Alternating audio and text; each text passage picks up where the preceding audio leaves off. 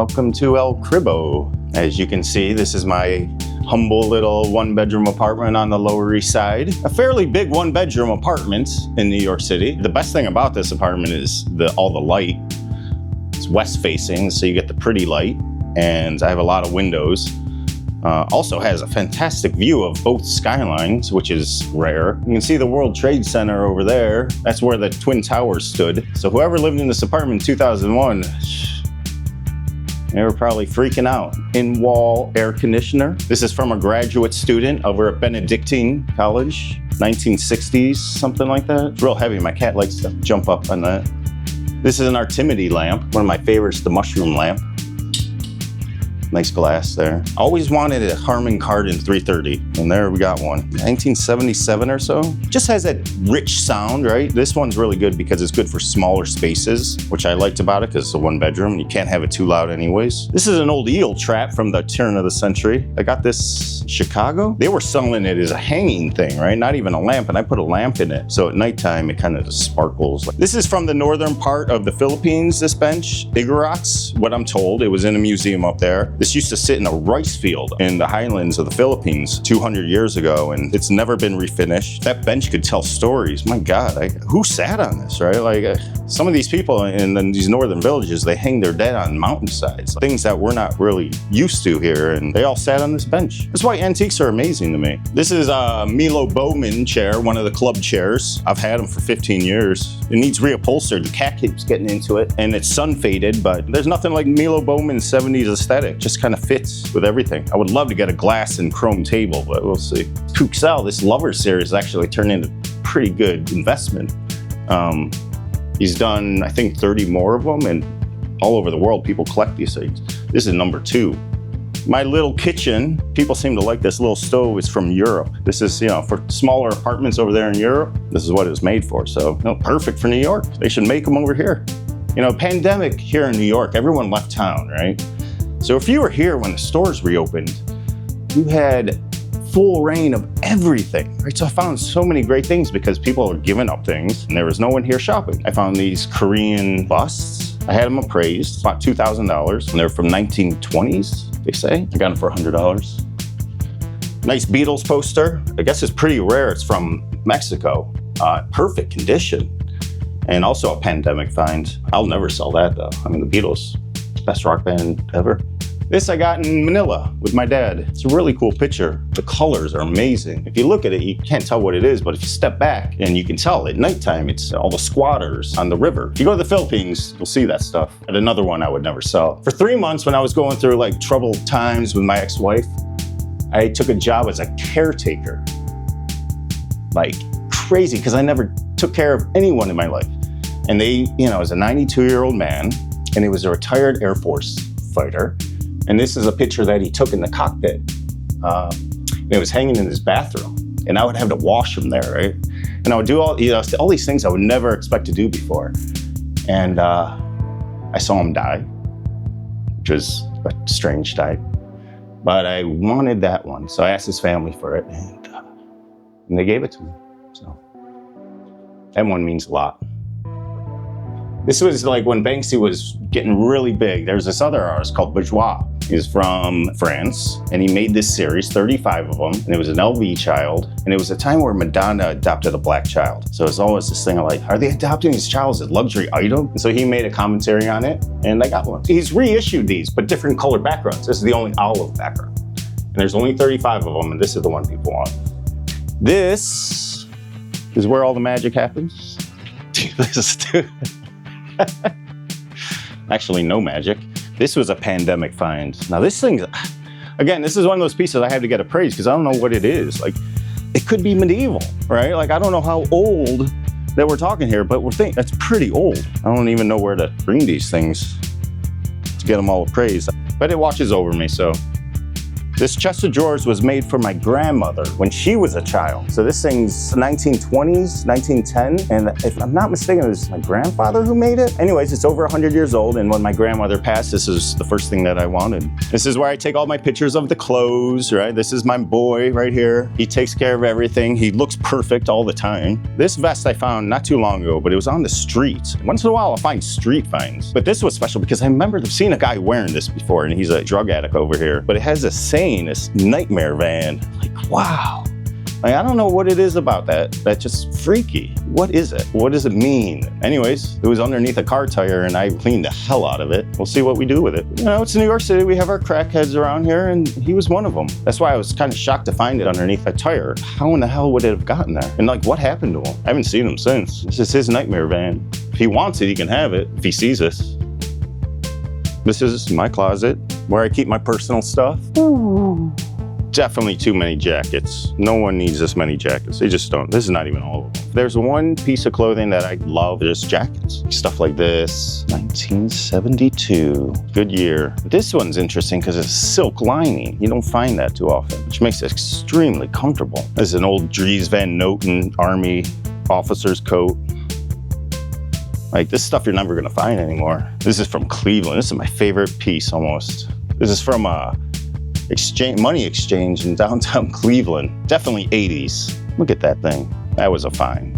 Here's another find, Brunello Cucinelli. I found this for $200, which is a lot of money for secondhand. I went online, they're still selling us $5,400 for this, and someone was getting rid of it. 90% wool, 10% cashmere. Well, you don't want an all cashmere jacket. People think that might be a luxurious, and it is, but it's not gonna last you long. You need wool in it to make it durable. So that's why you always see a combination of wool and cashmere. Even 10% cashmere on something like this, you're gonna feel it. This is stuff, if you persistently out there, you're gonna find stuff like this. This is another one. I bought this for $40 because I don't think people know, but this is a Zegna Couture tuxedo jacket. The fabric on this silk is second to none. I mean, it really is. God, I got a stain on it. What? Oh, thank God I didn't pay $6,000 for it.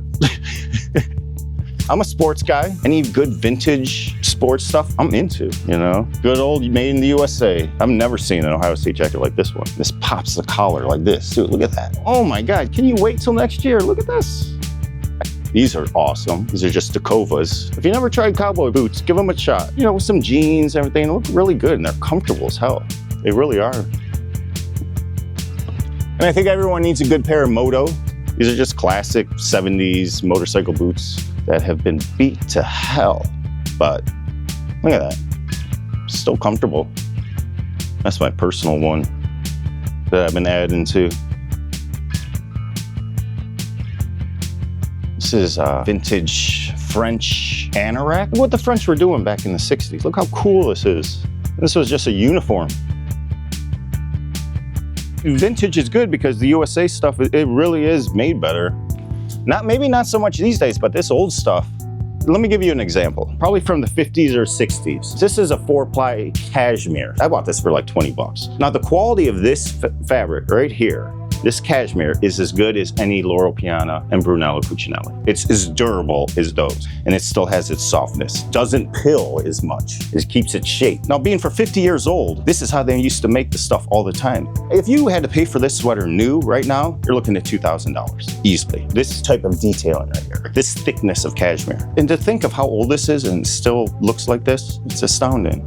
This is one of my favorite little Bajas. People think, you know, like those Bajas you go to like Mexico and you buy on the beach for like 10 bucks. But this one is made from some of the best cashmere that you can find. And it is probably the most comfortable thing you will ever put on. From the Elder Statesman, one of my favorite brands. I love it, 100% cashmere. But the Elder Statesman is on par with the best cashmere you can buy. And he's fairly new on the block, but he does it really well. He has a very profitable and beautiful line. This I bought on the early days of the Real Real. I only paid $150, but it retails for about $3,000. Well, yeah. Retails for suckers, you know? Those are the good days of the Real Real. They need to price up everything. More clothes over here. These are getting ready to be sold. This is one of those early finds I found years ago. You know, I just can't seem to want to get rid of it. Very New York Stooges. Someone made this thing and did a fantastic job with it. This is from the 80s, Larry Bird. The cool thing about this one is, yes, it's white and it's got no stains, which is remarkable for being as old as it is. It was made for the team, and the bird is actually stitched and not ironed on, which is a big deal. That's what makes this one more expensive. You can find these, but most of them are ironed on. Remarkably, it hasn't sold yet, and they've already won. 400, 500, I would say. If this was Cleveland, it'd be out of here. Once in a while, I'll dabble in higher end stuff just because I would wear it, right? This is a Fendi. This is a couple years old when he was making the little monster logos. I would wear it, got no problem with it. It's simple, it's clean, and it's a great puffer. Fendi makes some good clothes, they do. I mean, they're high quality, even though I don't totally love the design all the time. Well, this is another vintage piece. This is an army jacket. Alpha Industries used to make all the clothes for the army. This one is early, 1960s, and I've only found a few examples of it. This is one of those garments that just tells stories. You wonder what it's been through over the years, and it's just a wonderful piece of army memorabilia. Look at this thick hood. That's the one. This is the best part of this one. Prada always sells. Prada's a good one. So this is a good example. When I had this, it had a hole right here that I had to get tailored, and that's not something I'm capable of doing right here on this seam. So I had to take it to a tailor, and they'd fix it up here, and now we're getting ready to sell it. This is about as garish as I'll sell. Most people think this is Versace, but this was creme de silk. I don't know too much about this brand, but there's appeal. I mean, these things sell for a lot of money. I don't know if it was before Versace, and maybe this is where Versace got his inspiration. This is a gorgeous silk 80s dress shirt. You don't find too many, especially in this vibrant blue color. Oh, this one's really cool. This is also one I've held on for a long time. This is an early Iron Maiden. 1983 tour. I've had it so long, I don't even remember where I got it. I would wear it, but it's a women's, and it's pretty small. It's like an extra small. But the coloring, the purples, and I can't find another t-shirt like this, the one with the hand holding the rosary. Any women out there that want this, let me know, $300.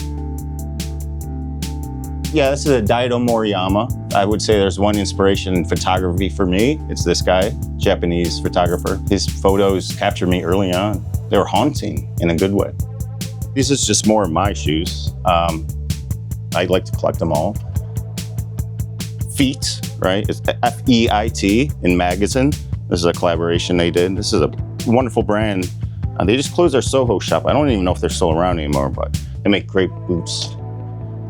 Loafers, I'm a big loafer guy. Italian loafers especially, Santoni. Belgian shoes. Everyone's got a pair of Gucci horse bits. You got JM Westons, which is one of my favorite leather loafer brands. This is the 180, most popular loafer. These Jill Sander desert boots I've had for 20 years now. Resold, everything. They've been through hell, but look at that, still going strong. That's why you buy quality, it lasts you. This is a James Bond tux. Now, to the average person, it's a black tux, right? But I would guess this is about 20,000. It's hard to appreciate, of course, right? You look at it and like, there's no way I'm spending 20 grand. To the person that this was made for, you would die in this suit, right? This is a suit you can die, you can be buried in this suit. Actually, that's not a bad idea. It has those big FU collars. Whew, man. I tell you what, to wear this shooting pool, whew, my God, I just love it, I do. I don't think most guys get a feeling like that when they put on clothes, but I do. There's something about it, knowing that not many people get to wear a suit like that. And if you shop secondhand, you have a chance. There you go. It's like flying first class on coach. Do your research, go out, look for things. You'll find things too. All right, that's it.